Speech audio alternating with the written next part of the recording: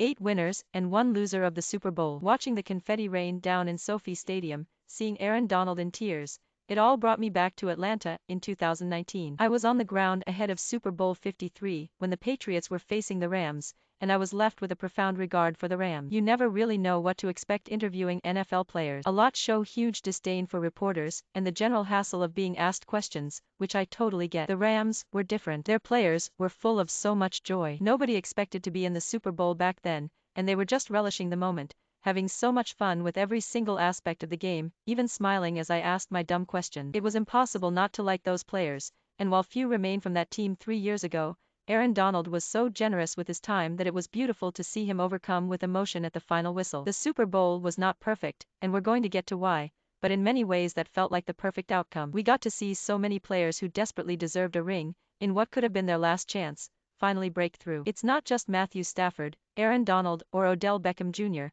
who got the lion's share of the headlines, but Eric Weddle, whose commitment to the Chargers ate up the best years of his career. Or hell, what about Andrew Whitworth, the 2021 Walter Payton Man of the Year, who is so beloved by everyone who comes into his orbit that he's held in high esteem, even by players who've never suited up with him. I know today stings for Bengals fans, I've been there before too as I've watched my team lose, but the brightest days are yet to come. Cincinnati was 2 or 3 plays from becoming the Super Bowl champions, all with a Swiss cheese offensive line and so many things going wrong. That was closer than anyone believed possible, and it's a testament to what the Bengals have built in such a short time. While the box score might not show the Bengals as winners, in the long run they're better poised for success than any other team in the NFL. We're going to see sustained dominance for years to come, so long as this team gets Joe Burrow some protection. There's so much to look forward to with this team, so much to be happy about, and in the end the Bengals played with more heart and determination than I've seen all season. I watched as my Panthers got blown out by the Broncos and struggled to show their potential, and that sucked. There's no shame in losing when you put everything you have into football's biggest game. The Rams deserve so much credit. They really played through a ton of adversity. The loss of Odell Beckham Jr. right when he emerged as the game's difference maker was huge,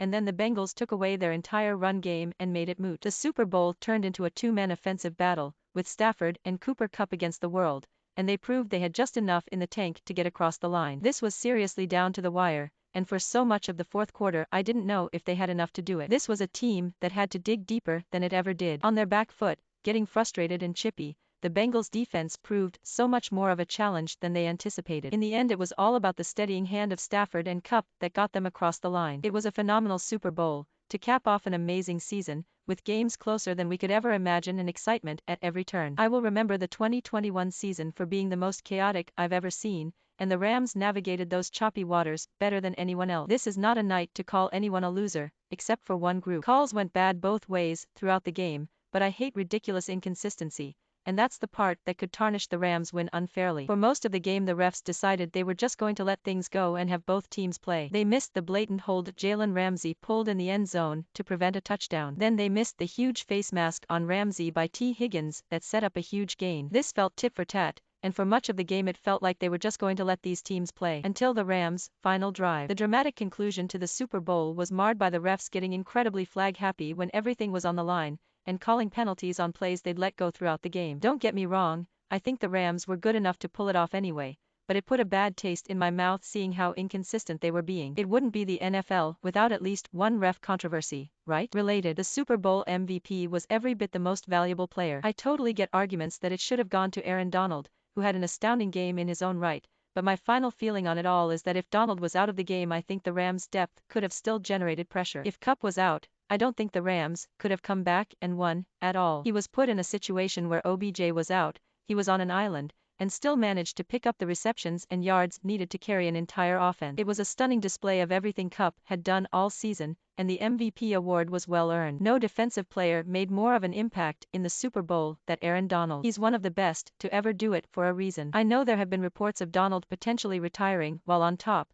which seems ridiculous, but I get it. Every mountain has been climbed, every peak conquered. There is nothing more to prove in one of the best defensive careers we have ever seen. Donald will unquestionably be enshrined in Canton, and while selfishly I wish he'd keep going for my enjoyment, I totally get him wanting to go home and spend more time with his family. Donald wreaked havoc in the inside, just as he's been doing for most of his career. It was just great to see after he got so thoroughly stuffed the last time he was in the Super Bowl. It takes so much guts to do what Burrow did in the Super Bowl. He didn't play a flawless game, but he was damn near perfect under the circumstances. Burrow played better than Stafford did, and was under so much more pressure. The biggest sign for him being elite in the future is how the big moment didn't rattle him, the sacks didn't shake him, Burrow kept playing his brand of football, and almost got it done. Mark my words, Burrow will be a Super Bowl champion one day, just not yet. During a week where all the focus was on Ja'Marr Chase, it was the Bengals' other elite receiver who really shined. Playing away from Jalen Ramsey allowed Higgins to eat, and he finished with 100 yards and 2 touchdowns. Higgins probably would have been the MVP if the Bengals pulled out the win,